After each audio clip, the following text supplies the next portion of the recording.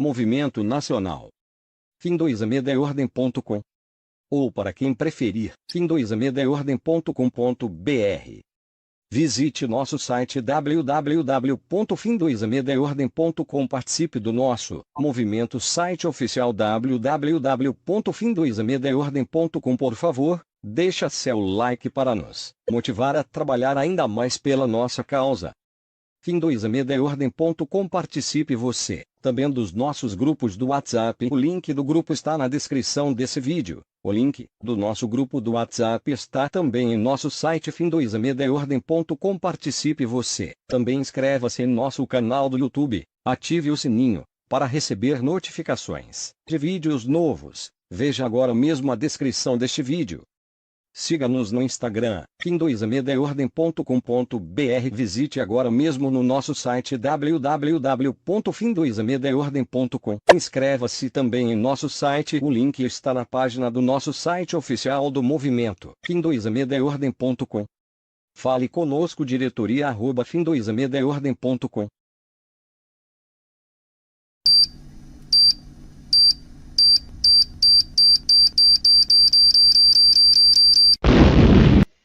Olá, meus queridos amigos. Hoje o assunto é sério, é muito sério, é seríssimo. E o meu recado hoje vai diretamente para os meus amigos, colegas de profissão e para todos os advogados do país. Eu tenho um alerta a fazer e acho que vale a pena vocês assistirem todo esse vídeo. Hoje nós estamos vivendo tempos difíceis, em que estamos tentando combater aí a implantação do comunismo no Brasil. E sabemos também que já tivemos alguns progressos, né?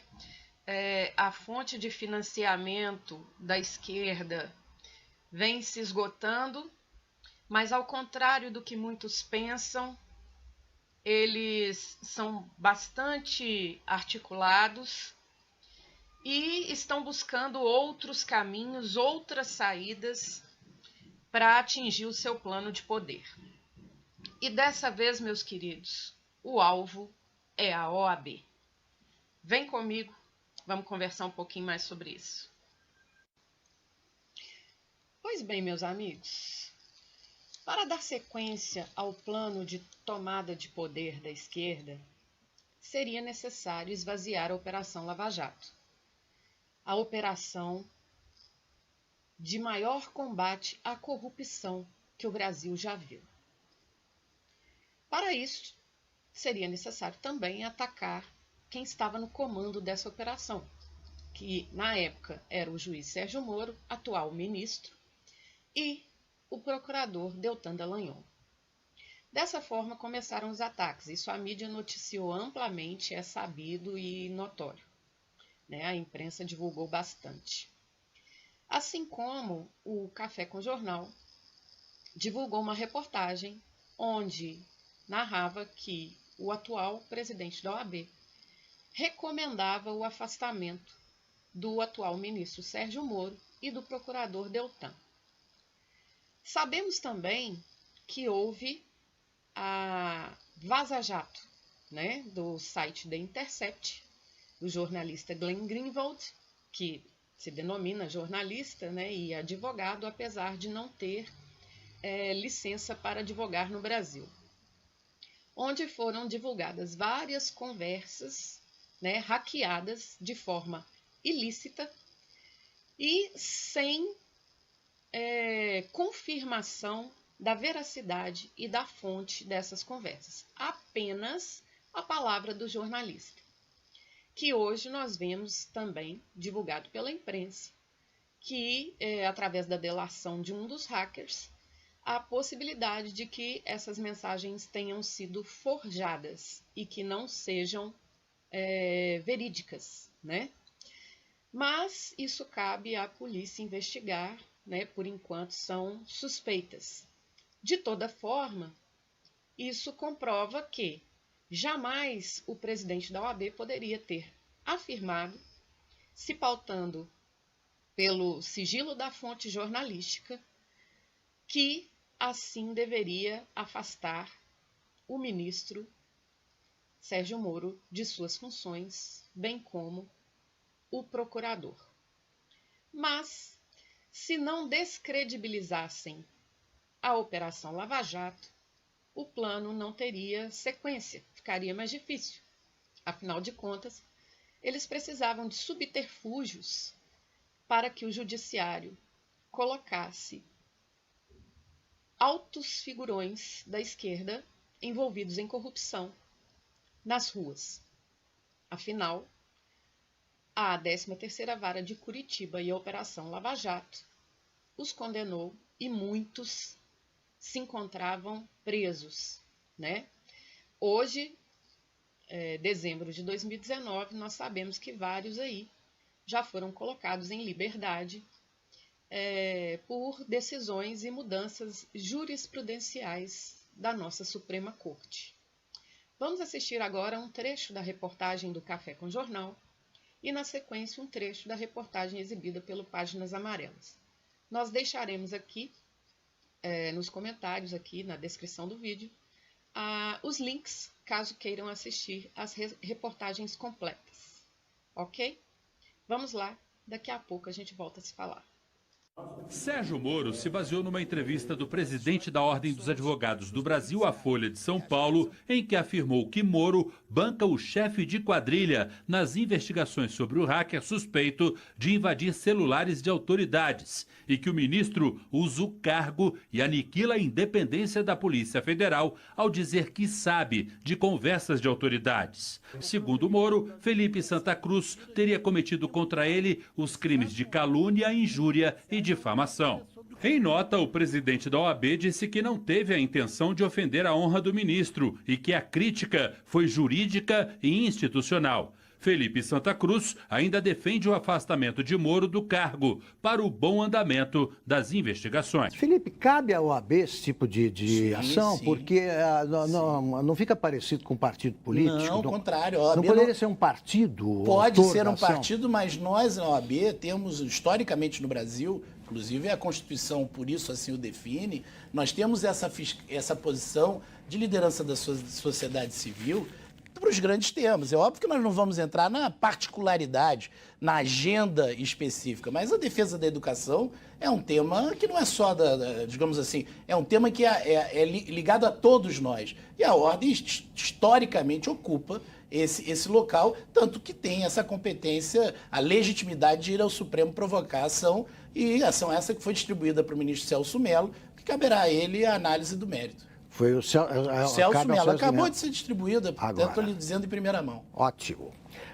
Felipe, nesse mesmo campo de discussão está a recomendação para o afastamento dos cargos que ocupam hoje do ministro da Justiça, Sérgio Moro, e do procurador federal, Deltan Dallagnol. Vocês mantêm essa recomendação? Sim, ou alguma coisa mudou diante dos novos vazamentos? Não mudou nada. A recomendação é que eles se afastem para que possam se defender, como, aliás, estão tentando fazer dentro dos processos. Na sindicância, foi aberta uma sindicância contra a Deltan e o ministro Moro tem vindo a público dar suas explicações. O processo continua, né? Esse processo de informações continua. O que nos parece cada vez mais claro, Augusto, é que essa é uma decisão que foi coletiva na OAB, foi unânime de todos os estados, porque nós, advogados, achamos, como somos a representação da defesa e do contraditório, nós achamos muito grave um modelo onde exista uma parceria do Ministério Público com a magistratura. Apenas um rápido comentário aqui, pessoal. Vocês observaram aí, prestaram atenção, que o atual presidente da OAB diz que essa decisão de recomendar o afastamento do ministro Sérgio Moro e do procurador Deltan foi unânime da advocacia de todos os estados do Brasil. Vamos continuar. A informação é obtida por um hacker. É crime? Veja, para o hacker. Mas se a informação é verídica e ela interessa à imprensa e à sociedade, aliás, é a tese do Dr. Moro. Ela não é, a divulgação não é crime. Então, por esse raciocínio, as acusações feitas pelo Moro, as acusações não, as afirmações que amparam a sentença de prisão do Lula, por exemplo, tudo isso continua válido.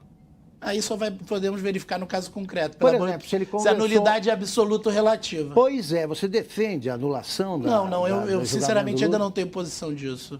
Até porque não conheço no caso concreto. Eu nunca li o processo inteiro.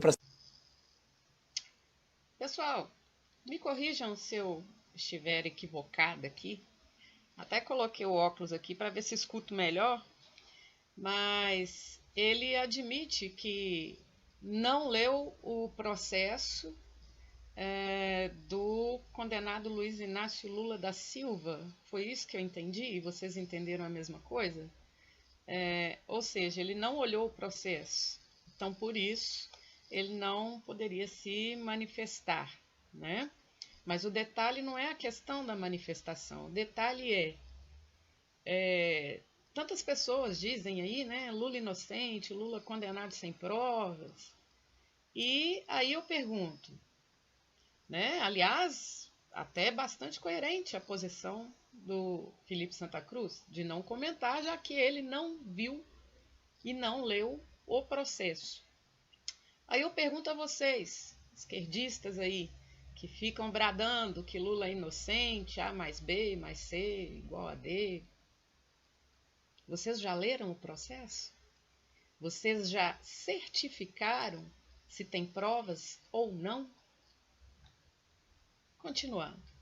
Eu pergunto o seguinte, Felipe, na medida em que instâncias superiores confirmam a decisão, não fica clara a culpa do réu, do acusado? Não, tanto que está se discutindo no Brasil no Mas se o Tribunal Regional Federal confirma, porque, veja, o Superior Tribunal de Justiça confirma. É óbvio que fortalece a decisão de piso, mas em relação à nulidade, aí de todas as defesas, vamos falar em tese, como a instrução foi feita hoje, com a dúvida, 60% do povo brasileiro entende que um juiz não pode ter lado, porque ele entende no caso concreto, eu vou me separar. Se o juiz for amigo do advogado da minha esposa, daquela que eu estou me separando, da minha ex-esposa, isso é imparcialidade? Esse é um modelo de justiça clássico? Não. Justiça imparcial não.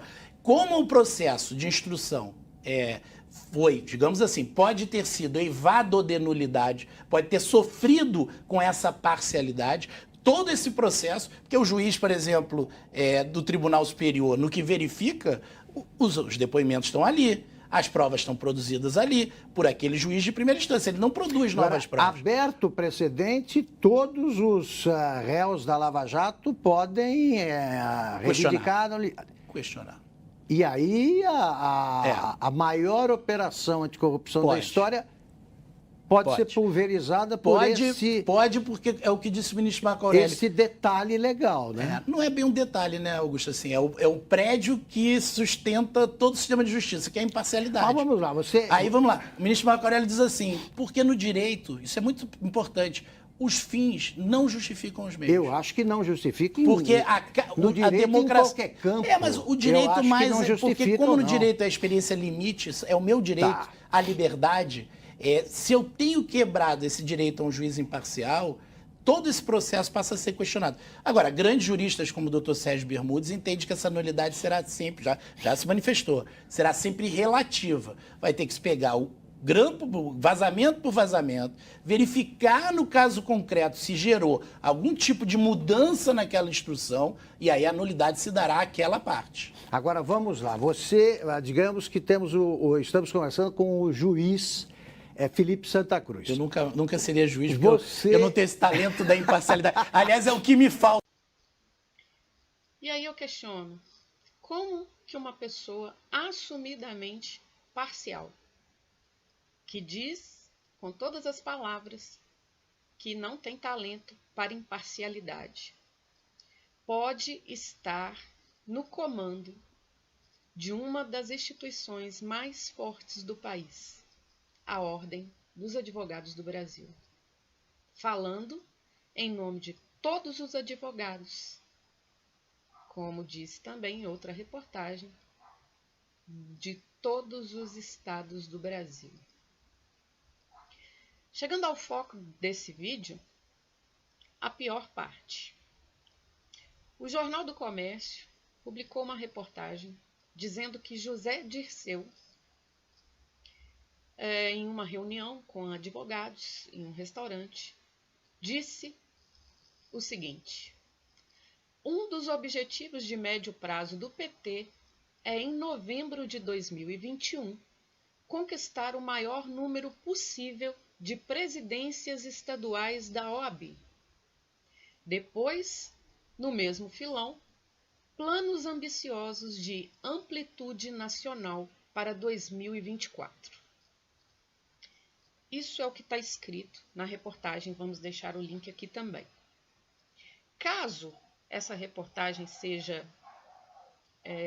verídica e esteja aí relatando realmente o que José Dirceu pretende, nossa instituição está em risco, pessoal. Ou seremos advogados de esquerda, ou não seremos advogados. Como o nosso atual presidente diz, ele não é imparcial.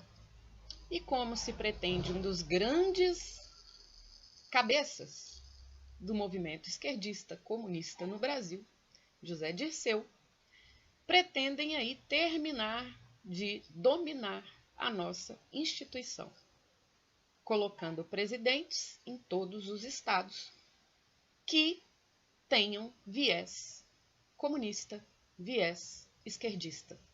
Afinal, sabem do grande potencial que a OAB tem e de quão grande é a sua força perante o Estado brasileiro. O meu alerta final é esse, pessoal. O Estado democrático de direito, a nossa democracia, os valores familiares, os costumes da nossa sociedade, de uma sociedade sofrida, que luta para que se acabe esse sectarismo, se acabe essa divisão no país. Nós queremos união, paz, prosperidade e progresso. Está em risco. Porque a partir do momento que a nossa instituição for dominada pelo comunismo, não reclamem e não digam que não houve aviso. Se hoje precisamos combater o comunismo no Brasil, é porque lá atrás não fizemos nada. E depois que tudo se instala, é muito mais difícil. Então, o meu recado e o meu apelo: não vamos deixar que o comunismo tome totalmente a nossa instituição. Ou os advogados se levantam agora, ou lá na frente. Será tarde demais ou difícil demais. Um grande abraço.